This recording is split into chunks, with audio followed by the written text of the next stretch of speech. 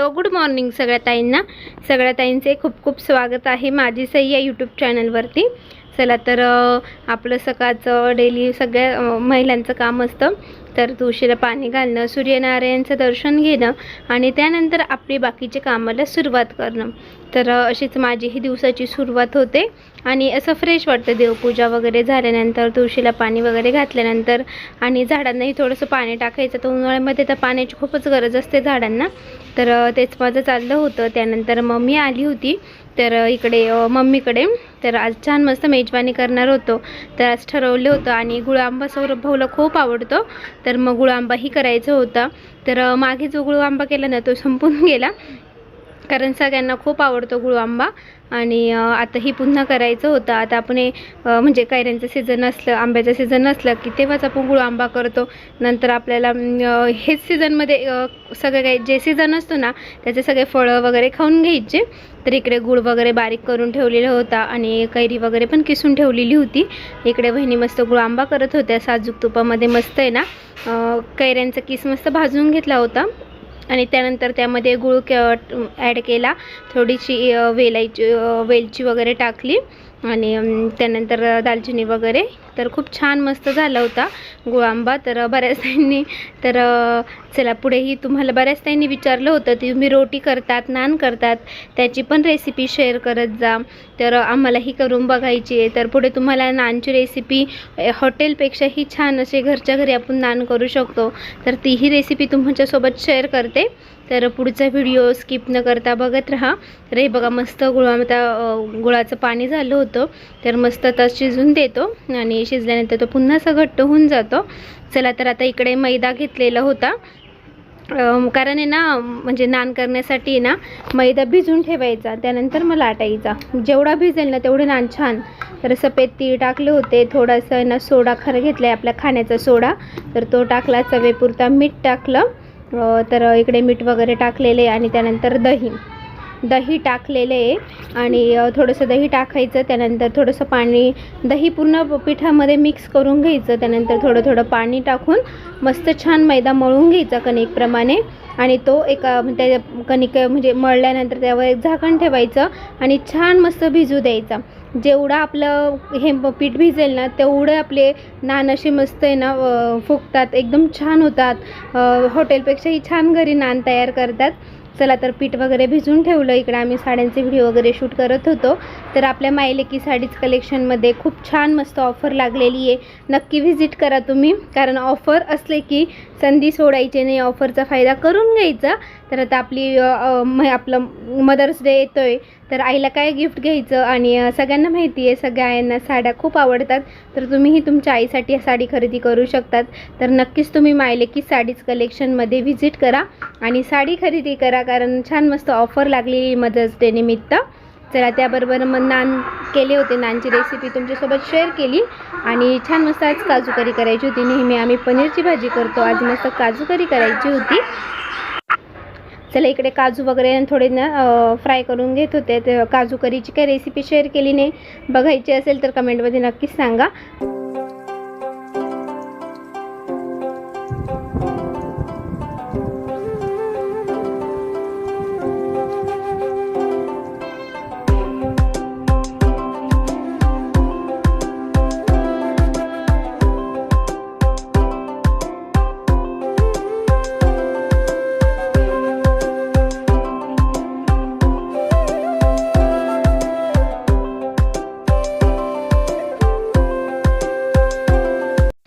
चला आता भाजी पण झाली होती, तर मग एका साईडला आहे ना मी नान भाजून घेत होते, एका साईडला वहिनी लाटून देत होत्या। तर असं ना नान आहे ना आपल्या नान लाटायचं आणि त्यावरती ना थोडीशी कोथिंबीर आणि पाणी लावायचं। म्हणजे पाणी का लावायचं, म्हणजे नान तव्याला चिटकतं आणि खूप छान मस्त भाजलं जातं। तर तुम्ही कृती बघून तुम्हीही करू शकता ट्राय। तर मस्त झाले होते आणि बटर वगैरे सगळ्यात लास्टला लावायचं, कारण तुम्ही पहिल्या नानला जेव्हा आपण बटर लावतो ना तव्याला तर तवा तेलकट होतो, तर दुसरं नान त्याला चिटकत नाही। त्यामुळे आम्ही पहिले सगळे काही भाजून घेतले आणि शेवट सगळ्यांना मग बटर वगैरे लावून ते छान मस्त पुन्हा बटर लावून भाजून घेतले। तर हे बघा किती छान मस्त असं आहे ना चिटकले आणि खूप छान पद्धतीने भाजता येतात. आणि असं डायरेक्टली गॅसवर नान नीट भाजता येत नाही. तव्याला चिटकलं की छान मस्त भाजलं जातात. आमचे नान खूप छान मस्त भाजले गेले होते. हे बघा, हॉटेलपेक्षाही भारी दिसत आहे ना. आणि घरी केल्याचा एक आनंदही वेगळाच असतो. तर इकडे बहिणीला लाटायचं चाललं होतं त्यांचं, माझं तिकडे भाजण्याचं चालू होतं. त्यानंतर मस्त नान वगैरे झाली, भाजी वगैरे झाली, गुळांबा झाला. हे बघा छान मस्त असे फुगलेले पण होते, मस्त झाले होते. त्यानंतर मग आम्ही जेवण करायला घेतो. आणि जेवण झाल्यानंतर पुढचा व्हिडिओही न चुकता बघा, खूप छान असणार आहे.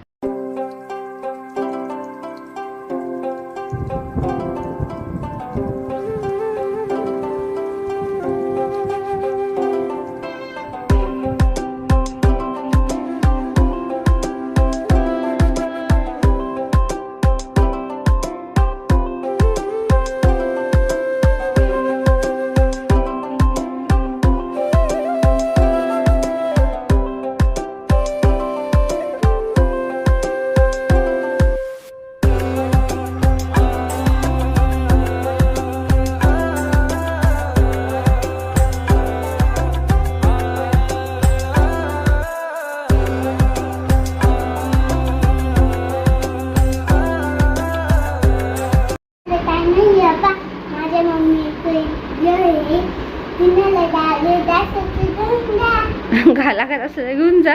माझ्या मम्मीला आहे त्याला दोन कवर मी कधी दोन कवर मी वापरे. दाखव ना, जवळून दाखव ना सगळ्या ताईंना कसे. बापरे, हे बघा आज मस्त आम्ही ना